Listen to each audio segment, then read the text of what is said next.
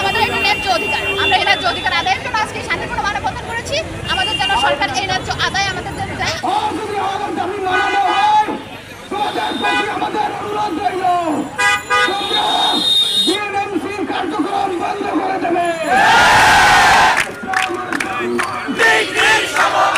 আমরা intermediate pass করার পরে আমরা একটা ভর্তি পরীক্ষায় অংশগ্রহণ করি, সেখান থেকে উত্তীর্ণ হওয়ার পরে ডিপ্লোমা নার্সিং কমপ্লিট করি 3 বছরে। এরপরে 6 মাস ইন্টার্নশিপ থাকে আমাদের। এই যে সময়টা যাচ্ছে এতে আমাদের টোটালি 4 বছর সময় লেগে যায় রেজাল্ট সহ। এরপরে এটা আমাদের ইংলিশ মিডিয়ামে কমপ্লিট করতে হয়। ইংলিশ মিডিয়ামে পড়াশোনা 17টা সাবজেক্ট নিয়ে পড়াশোনা করে এরপরে আমাদেরকে ইন্টার সমতুল্য দেওয়া হয়।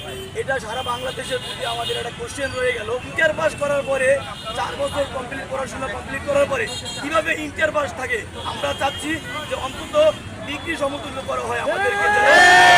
সকল শিক্ষার্থী সারা বাংলাদেশে আজ মাঠে নেমে এসেছে। আর যদি তাল মানা করা হয়, আর যদি আমাদের দাবি মানানো হয়, তোমাদের প্রতি আমাদের অনুরোধ রইল, তোমরা বিএনএমসির কার্যক্রম বন্ধ করে দেবে। মনে রাখবা, বিএনএমসি চলে তোমাদের টাকায়।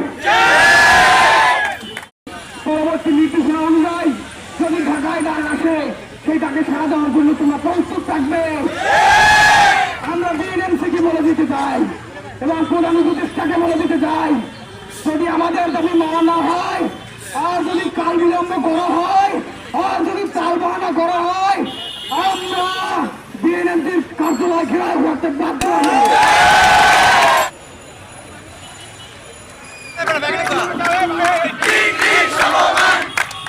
আমরা যে 3 বছর পড়াশোনা করলাম এবং 6 মাস ইন্টার্নশিপ করলাম, আমাদের সেই এইচএসসি সম্মান দিয়ে রাখছে।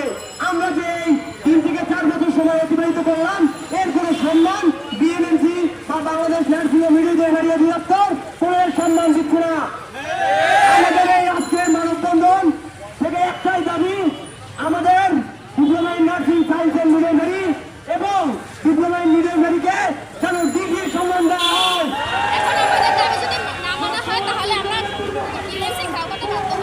লিলি হালাল বিউটি সোপ, বিএসটিআই কর্তৃক সনদপ্রাপ্ত দেশের প্রথম হালাল বিউটি সোপ, দীপ্তিময় উজ্জ্বল ত্বকের জন্য।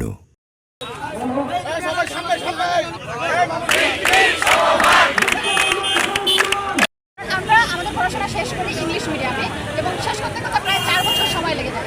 4 বছর পর একটা স্টুডেন্ট ইংলিশ মিডিয়ামে পড়াশোনা করার পরও বা লেখার পর আমাদেরকে সার্টিফিকেট দেওয়া হয়, সেটা সমমানও থেকে যাচ্ছে এইচএসসি সমমান।